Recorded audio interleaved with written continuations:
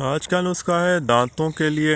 ये नुस्खा हिलते दांतों को जमा देता है और उसके बाद जो पायरिया होता है उसको ख़त्म कर देता है। जो मसूड़े नरम हो जाते हैं उनको, जो सड़ा हुआ मांस होता है उनको ख़त्म करके नया मांस लेकर आता है। मसूड़ों को टाइट करता है और दांतों की जड़ों को जो है ताकत देता है। मसूड़ों में जो पीप पड़ी होती है उनको भी ख़त्म कर देता है।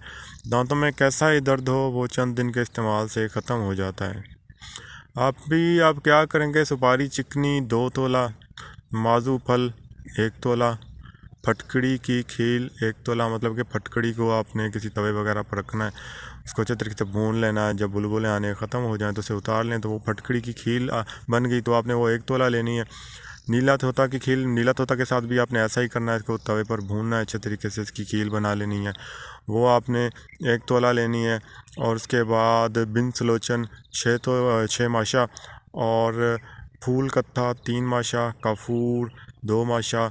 इन तमाम चीज़ों को आपने अच्छे तरीके से बारीक पीस लेना है और कम से कम दिन में 3 बार दांतों पर मलें। मतलब शुरुआत में आप 3-4 दिन में 3 मरतबा दांतों पर मलें और मलने के बाद मुंह खोल के बैठ जाएं ताकि मुंह में जो भी राल वगैरह है वो बाहर निकल दी जाए।